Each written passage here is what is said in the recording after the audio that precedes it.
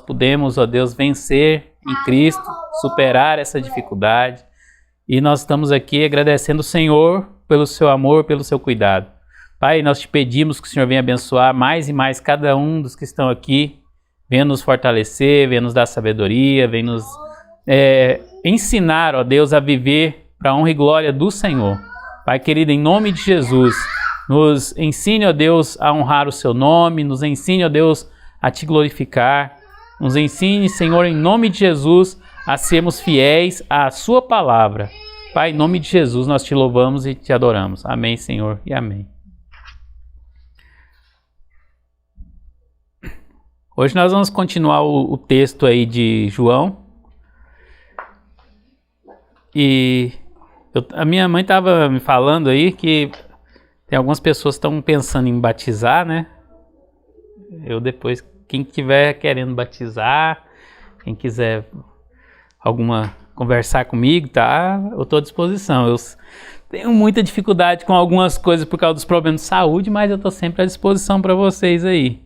Quem estiver disposto a conversar, a gente dialogar sobre a Remídio, o que é a Igreja Remídio, o que é a vida cristã, a gente está aberto. Amém? Vamos ler hoje a partir do versículo 43 do capítulo 1 do Evangelho de João. João 1, a partir do versículo 43, continuação do que nós estudamos na nossa última reunião. No dia seguinte, Jesus resolveu ir para a região da Galileia. Antes de ir, foi procurar Filipe e disse: "Venha comigo." Filipe era de Betsaida, de onde eram também André e Pedro. Filipe foi procurar Natanael e disse: "Achamos aquele a respeito de quem Moisés escreveu no livro da lei e sobre quem os profetas também escreveram. É Jesus, filho de José, da cidade de Nazaré." Natanael perguntou: "E será que pode sair alguma coisa boa de Nazaré?" "Venha ver", respondeu Filipe. Quando Jesus viu Natanael chegando, disse a respeito dele: "Aí está um verdadeiro israelita, um homem realmente sincero." Então Natanael perguntou a Jesus: "De onde o Senhor me conhece?" Jesus respondeu: "Antes que Filipe chamasse você, eu já tinha visto você sentado debaixo daquela figueira." Então Natanael exclamou: "Mestre, o Senhor é o Filho de Deus, o Senhor é o Rei de Israel." Jesus respondeu: "Você crê em mim só porque eu disse que tinha visto." Jesus tinha chamado João, chamado Pedro, e Jesus passou por eles e falou assim: "Simão, me siga, João, me siga." E eles seguiram a Jesus.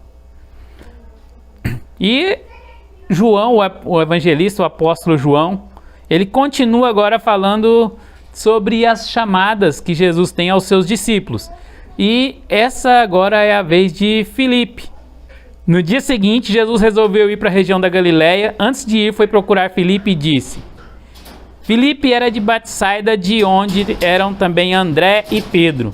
Então, Jesus ele vai começar a chamar os seus discípulos de uma maneira que não é comum.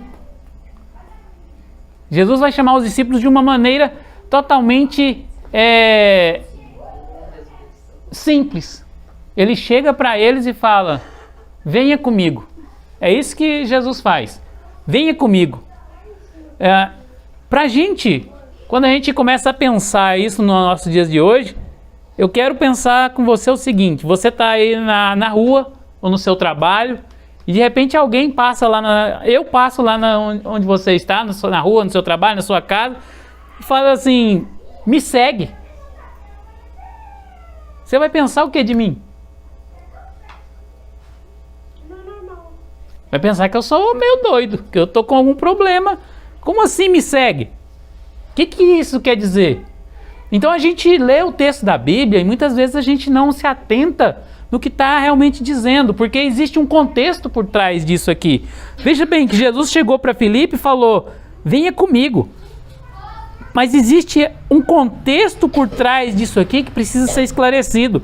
Eles dizem assim: "Olha, achamos aquele a respeito de quem Moisés escreveu no livro da lei e sobre quem os profetas também escreveram. Isso aqui muda tudo o que está acontecendo ali. Porque eu e você não temos a ideia do que é esperar um Messias. A gente não tem, a gente não sabe direito nem o que é Messias. A gente vai na igreja, ouve, escuta, mas a gente não tem ideia do que é esperar um Messias. Porque a gente vive a vida inteira acreditando que a gente tem que ir para um lugar para fazer uma reunião num domingo, porque aquilo ali vai salvar a nossa vida do inferno. A gente vai se reunir nas reuniões da igreja para isso. E a gente muitas vezes se reúne para quê? Para que a gente se reúne? Olha, na minha intenção, a gente reúne para adorar a Deus, mas assim, adorar, comunicar um com o outro, entender um ao outro. Para mim, as reuniões é para isso, aprender mais sobre Deus, porque a salvação, se nós for depender de reunião e de templo, ninguém vai ser salvo, não. E aí, depender da nossa fé em Deus mesmo. E quando a gente pensa nisso que a senhora falou aí, que reunião a gente faz isso para adorar a Deus, Jesus estava chamando os discípulos para quê? Era para reunir?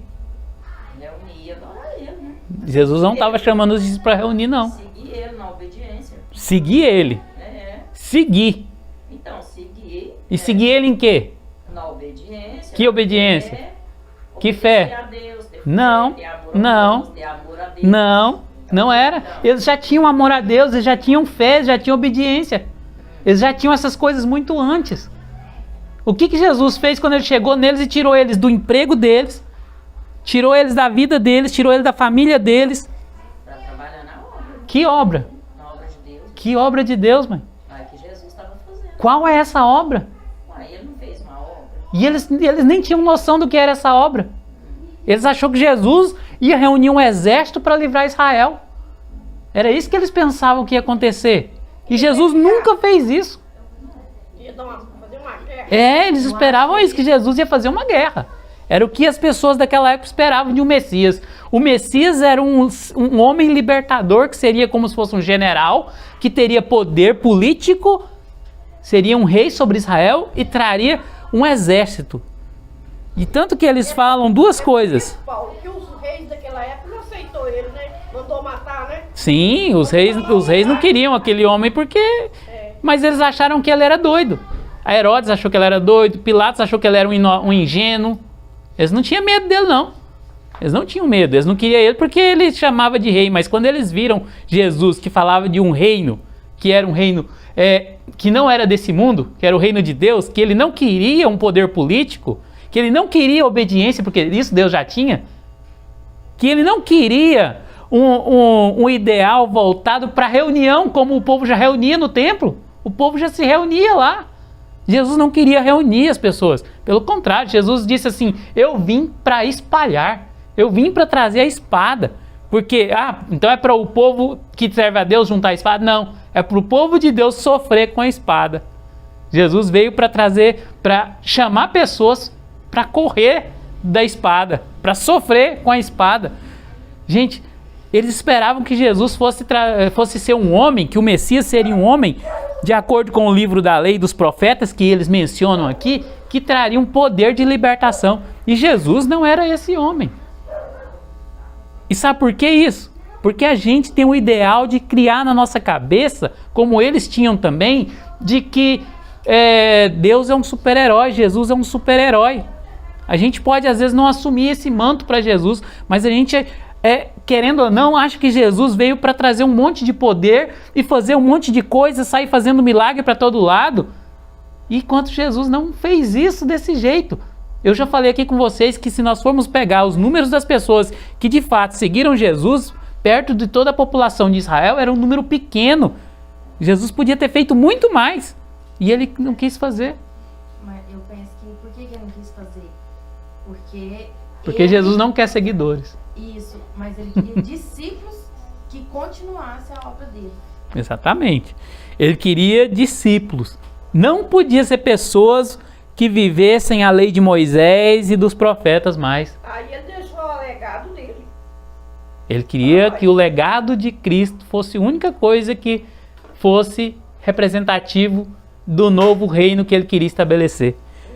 Só que essas pessoas que seguiram Jesus aqui ainda estavam... Olha, achamos aquele homem a respeito de quem escreveu na lei Moisés e também escreveram os profetas. Achamos esse homem. Só que eles não estavam pegando o que Moisés falou, eles não estavam pegando o que os profetas falaram, eles estavam pegando o que tinha sido dito sobre quem seria o Messias. Mas aí, ele fala assim, ele é filho de José da cidade de Nazaré. O que é Nazaré? Aqui em Goiás, vamos pensar aqui, Nazaré é a planura verde. O que mais essa cidadezinha aí? Uma cidadezinha aí que ninguém dá nada por ela. Nunca tinha saído profeta de Nazaré. Tipo cachoeira, o povo fala. É São Luís, Montes Belos. Nunca saiu profeta de São Luís, Montes Belos. Seria mais ou menos isso. E será que pode sair alguma coisa boa de Nazaré? O Felipe pergunta. Vocês estão dizendo muita coisa sobre esse homem, mas olha a crítica dele. Será que pode sair alguma coisa boa? Será que pode sair alguém que preste de lá? Então a gente olha e não percebe que essas críticas já eram levantadas sobre Jesus por causa da lei. Peraí, não existe profeta que sai de Nazaré. Vocês estão dizendo que esse homem é o Messias, que está falando, Moisés falou sobre ele, mas não saiu profeta de Nazaré. Não sai coisa boa de lá. Será que pode sair alguma coisa boa? Será que pode sair alguma coisa que presta de lá? Então a gente olha e pensa que Jesus foi bem recebido, mas não foi. Jesus não foi recebido de imediato. Quando a gente olha isso, a gente começa a perceber que a nossa idealização sobre quem foi Jesus, ela é baseada em estereótipos que nós criamos, principalmente a partir de ideais super-heróicos, políticos, fantasiosos, que nós idealizamos um Jesus que não é o Jesus que quis se mostrar, um Jesus que não queria aparecer. Quando ele começou a fazer milagre, a primeira coisa que ele falou para as pessoas foi: não fique falando para ninguém o que eu estou fazendo. Ele sabia que as pessoas iam contar, mas ele não queria que o seu ministério fosse só exposto por um monte de gente que só queria pão e vinho. Não queria isso. Vocês vão me acompanhar para quê? Jesus não queria seguidores como as pessoas querem hoje nas redes sociais. Ele não queria isso.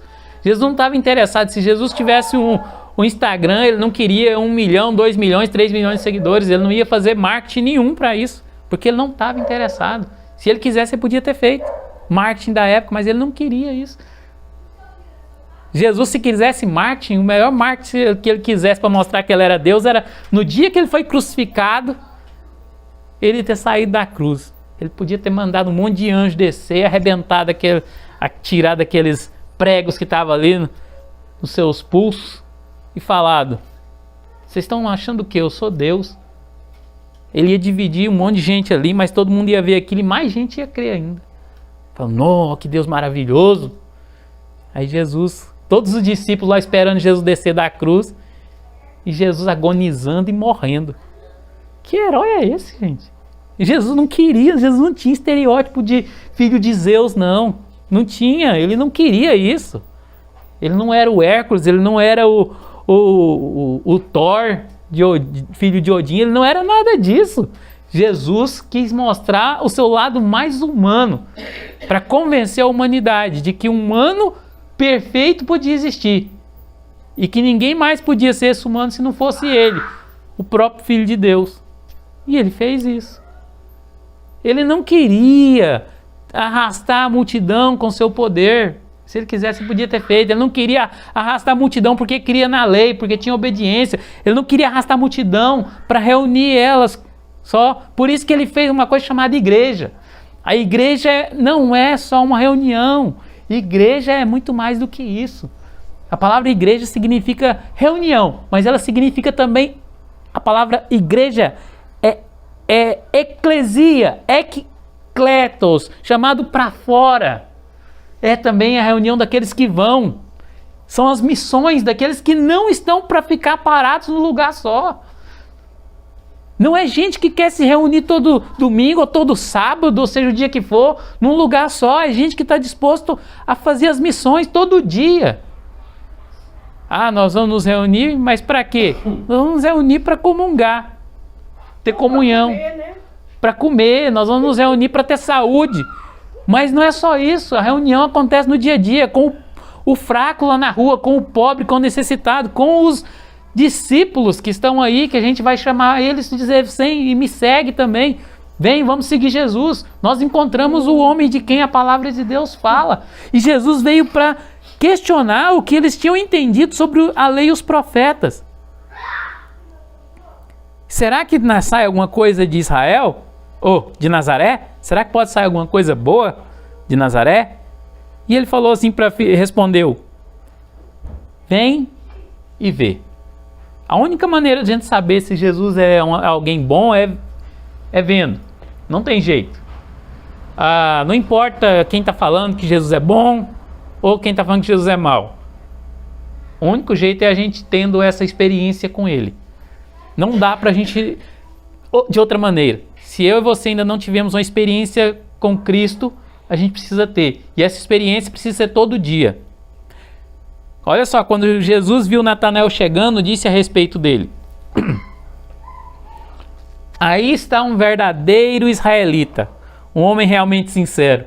E eu gostei disso aqui porque Jesus pega no ponto exatamente do porquê que ele estava questionando se Jesus prestava ou não prestava. Porque era comum do judeu questionar de onde está vindo o profeta, de onde, se alguém pode realmente falar o nome de Deus ou não. Jesus falou assim, isso até é uma ironia, está aí um israelita, um homem realmente sincero. E aí Natanael perguntou assim, de onde é que o senhor me conhece? De onde é que o senhor me conhece? O senhor nunca me viu, eu nunca te vi. E aí Jesus faz uma pegadinha com ele, muito interessante. Antes que Filipe chamasse você, eu já tinha visto você sentado debaixo daquela figueira. Ele estava sentado. Mas a questão não é se ele estava sentado debaixo daquela figueira. A questão é que o que Jesus está falando, Jesus está trazendo para ele uma profecia. Mas uma profecia irônica. Jesus podia ter falado para ele assim, eu sou o Messias, eu sou o Filho de Deus, eu sou aquele que viria livrar o homem. Mas ele fala assim, eu vi você debaixo de uma figueira. Jesus começa fazendo... Não, ele estava, pelo visto ele estava na figueira. O fato aqui é que Jesus mostra para ele uma coisa que não tem nada a ver. Mas ele começa a acreditar, a dizer que acredita em Jesus por causa disso. Olha aí. Então Natanael falou, mestre, o Senhor é Filho de Deus, o Senhor é Rei de Israel. Olha só a necessidade que essa pessoa tinha de crer em Deus. Ele já cria em Deus, ele obedecia a Deus e tudo. E agora ele tinha necessidade de um Messias. E ele não sabia nem se Jesus era de fato o Messias que havia sido prometido, mas ele fala assim, mestre, tu és o Senhor, só porque ele falou, eu te vi de sentar debaixo da figueira. E Jesus usou isso como algo para trazer à memória dele a ideia, esse ideal de que ele, ao mesmo tempo que ele era um israelita sincero, ele negou isso na hora, porque um israelita sincero não aceitaria uma profecia desse jeito. Um israelita que entendesse a palavra de Moisés teria ainda mais questionamentos, mas ele não teve. Isso mostra o quanto essas pessoas estavam ali com sede, mesmo dentro da religião. A religião não pode preencher a gente. O judaísmo não podia preencher essas pessoas, eles não estavam preenchidos, de tal maneira que qualquer um podia enganar eles. Mas Jesus não era qualquer um, mas sabia que os judeus foram enganados por falsos messias muitas e muitas vezes. Tem um camarada chamado Judas, antes daquele Judas, que reuniu muita gente lá na época para lutar contra os judeus, dizendo que era Messias. Existem vários relatos sobre os macabeus que acreditavam que existiam, no meio deles viria também um Messias. O próprio rei Herodes já tinha se dito como sendo a encarnação do Messias. Os vários Herodes acreditavam que um deles seria o Messias prometido, e o povo já tinha seguido vários desses Messias. Vários. Jesus não foi o primeiro a se dizer Messias.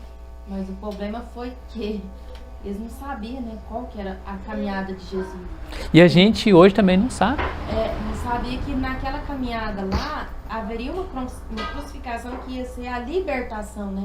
Sim. E eles achavam que a libertação deles era ganhar uma guerra. Exatamente. Não era. Eles acreditavam nisso. E é por isso que eles esperavam um Messias libertador. E agora Jesus é um Messias que vem fazendo piada. Eu te vi debaixo de uma figueira. A profecia de Jesus não é: eu sou o grande libertador de Israel, eu sou o Senhor de todas as coisas. Não. A primeira coisa que Jesus falou foi... Muito simples, né, Paulo? Jesus?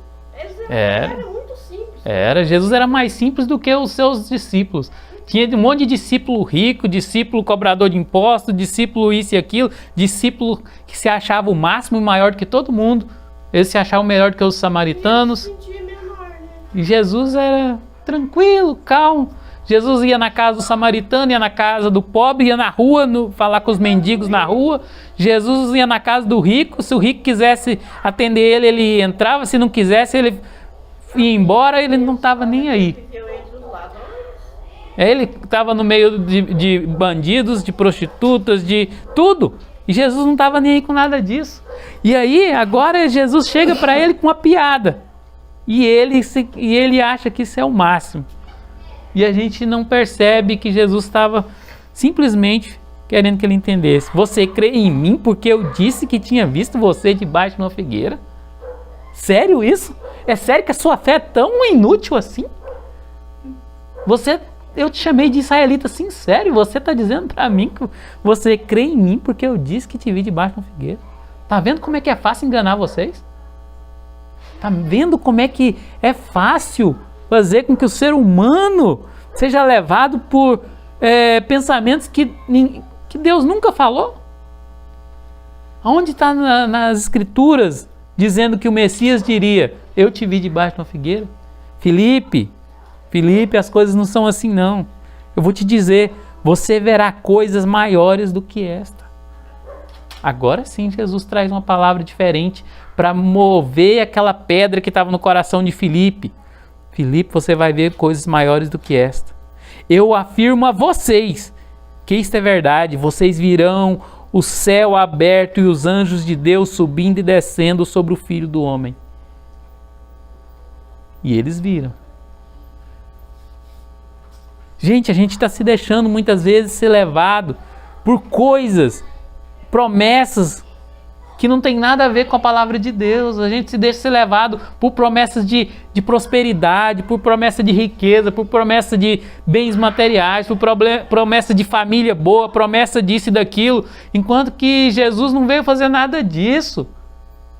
Jesus não veio fazer isso. Jesus, ele quer trazer para nós o seu reino, e ele quer trazer para nós e para todas as pessoas na mesma quantidade o seu reino. E Jesus só quer uma coisa: que a gente tenha um relacionamento com ele, mais nada. E como é que esse relacionamento existe? Não é a gente se reunindo, não é. É ter intimidade com Deus, mesmo a gente sozinho ali tem intimidade, sentir que tem a presença de Deus ali. Mas a gente precisa seguir ele. Para seguir ele, a gente tem que sair do nosso acomodo, a gente tem que sair da nossa realidade, a gente tem que entrar na realidade dele. A gente precisa sair do nosso trabalho, a gente precisa sair da nossa casa, a gente precisa sair da nossa família, a gente precisa sair do nosso meio. Ah, mas você está falando que eu tenho que sair do meu trabalho? Isso é Cristo que vai movendo de acordo com o que ele quer. A gente não pode continuar do mesmo jeito. A gente fala assim: ah, mas eu não posso sair do meu trabalho, não posso pedir demissão. Jesus não está pedindo isso. Ele só está falando que ele quer mexer nisso. O seu trabalho não é mais seu, a sua vida não é mais sua, as suas coisas agora não são mais suas, tudo é para ele, tudo é dele, por causa dele, por meio dele. É essa coisa que precisa acontecer. Ah, mas amanhã eu quero estar em tal lugar. Não, não quer. Se você quer andar em Cristo, tem que ser o que ele quer. É isso. Ah, mas eu tô bem aqui, eu quero plantar a minha vinha e ficar sossegadinho. Eu quero plantar o meu lugar e ficar sossegadinho, porque é isso que o israelita também, muitos tinham como ideal de um bom servo de Deus, aquele que ficou velho e plantou a sua casinha lá, o seu lugar, e agora vive bem. E aí Jesus vem mexendo com tudo isso, desestruturando isso, desestruturando o ideal de aposentadoria do ser humano, o ideal de sossego. Cristão não tem aposentado, não. Aposentado a seara, eu nunca vi não. Pode estar velho. Cristo veio mexer com a estrutura do templo. Jesus olhou para o templo e falou assim: eu derrubo esse templo e reconstruo ele em 3 dias. E eles falaram assim: quem é o Senhor para falar isso? Ele falou: não, estou falando do meu corpo. Mas esse templo também vai cair todo, não vai sobrar pedra sobre pedra. E caiu tudo. No ano 70 o templo foi destruído. Não sobrou nada. O templo de Salomão foi destruído, não foi? O templo de Salomão, o templo de Herodes, o templo de Davi, foi tudo, passou tudo. O tabernáculo de Moisés, tudo acabou. Jesus falou assim: eu procuro outra coisa. Não é isso aí. Eu procuro adoradores que me adoram em espírito e em verdade. A gente vai estudar isso ainda no capítulo 4, quando a gente chegar lá. Eu creio que a gente tem que amar a Deus a ponto de da gente falar pra gente mesmo: Senhor, a tua graça me basta. Confiar nele, deixar ele trabalhar na vida da gente em todas as áreas. Entregar totalmente pra ele. O amor de Deus, ele é tão paradoxal. Esse amor da gente para com Deus, ele é tão complexo e paradoxal que a gente é ao mesmo tempo Pedro e Judas, João e Tiago. A gente é tudo isso. A gente está falando que ama Deus e nega ele no outro momento. A gente está ali falando que ama Jesus, no outro momento está beijando ele para entregar ele. Quando a gente pode, a gente está ali pecando.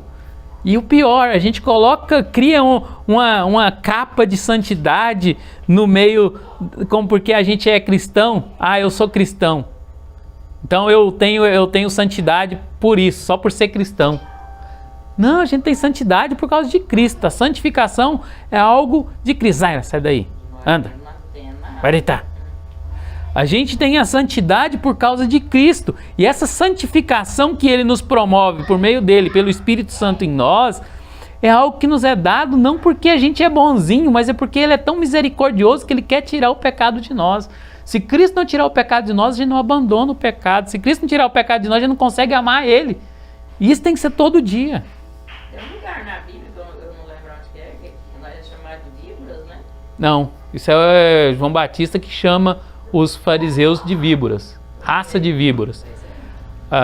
São os religiosos da época. Eu afirmo a vocês, sim, a gente é religioso. A gente tenta dizer assim, é o outro religioso, mas é a gente mesmo. A gente tem a víborazinha dentro de nós. Se Cristo todo dia ali o Espírito de Deus não estiver ali fazendo essa víbora ficar quietinha dentro de nós, a gente vai lá e pica assim, faz mal ao outro, principalmente ao outro. Porque eu gosto da carta de João, porque fala assim: quem disse que ama a Deus e vê o seu irmão padecer necessidade e não o ajuda, será que há amor de Deus nessa pessoa? Quando a gente fere o outro, a gente está ferindo a Cristo. E aqui, esse chamado para cada um deles aqui é um chamado simples, mas é um chamado que realmente é para uma vivência e um reino que não é o reino desse mundo. Na semana que vem a gente vai ver sobre o primeiro milagre de Jesus. Qual foi o primeiro milagre de Jesus aí? Quem lembra? Quem sabe? Não. Não foi do passarinho, não? Não. Qual foi o primeiro milagre de Jesus? Oh, peraí. Hã? O vinho. O primeiro milagre de Jesus é o que a gente vai estudar semana que vem, que é transformar água em vinho. E a gente vai ver uma coisa que a gente... O que a gente pensa que é milagre? Curar enfermos, expulsar demônios, falar profecias. E Jesus foi num casamento transformar água em vinho. Jesus era um camarada bem questionador das coisas. A gente vai ver isso semana que vem. Amém? Alguém tem alguma dúvida, alguma pergunta sobre o que a gente estudou hoje? O que é?